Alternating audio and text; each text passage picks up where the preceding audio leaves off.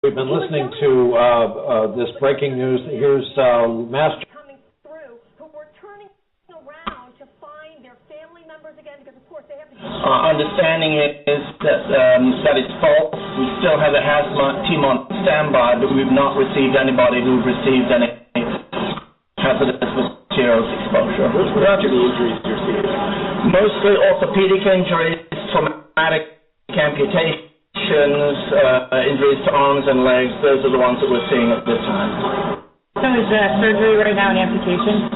Well, some of the patients have already received traumatic amputations at the scene. Their legs, they feel like they're being blown off. And obviously they're bleeding profusely, so in conjunction with Boston EMS, who were right on the scene, they managed to stop the bleeding, but they'll be in the operating room already. Can you give your name, please? Sure, my name is Dr. Alistair Khan, first name A-L-A-S-D-A-I-R, last name Khan, C-O-N-N. I'm Chief of Emergency Services here at MGH. And one more time, you said 6 are severely injured. Yes, 6 is very severely injured, requiring immediate resuscitation. We've obviously mobilized not just the trauma team on for today, but the backup team and the backup to the backup team. So they're all either they responded to the emergency department, but they're probably now in surgery. And what about the others? You said 16 others or 19 others? 19 patients in total. And what kind of injuries do they have? At the moment, they mostly appear to be orthopedic. However, they've not completely assessed them, but they haven't managed to get all X-rays and CAT scans and things at the moment yet. So you said 6 critical and 5 pretty badly off at the moment? That's correct, yeah. Would you characterize these as almost something you'd see in a military setting? Or? Oh, absolutely. Absolutely. This is like a bomb explosion that we hear about in the news in Baghdad or Israel or some other tragic place in the world. Yeah. And you were trained for that here, just in case? Absolutely. About 2 years ago, and after that, we asked his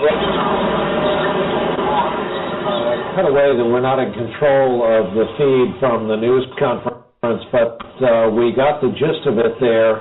I think much will be said that obviously no 2 explosions are alike, but if you take as an assumption that this was an explosive device and not the kind of explosion caused by a big city mishap, a gas main or what have you, let's say this was indeed a parcel left behind to do harm.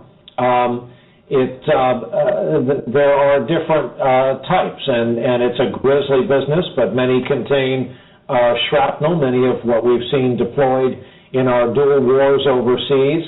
If this one did not, if it was just concussive, there may be speculation that it was made of materials that were designed to elude any detection on its way in.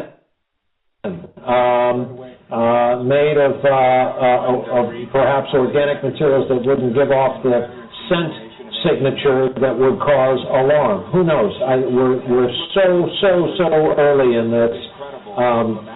The smoke has almost literally just cleared from Boylston in Boston, the finish line bombing at the Boston Marathon today. Dean Walker was part of from where you were escorted to within Boston?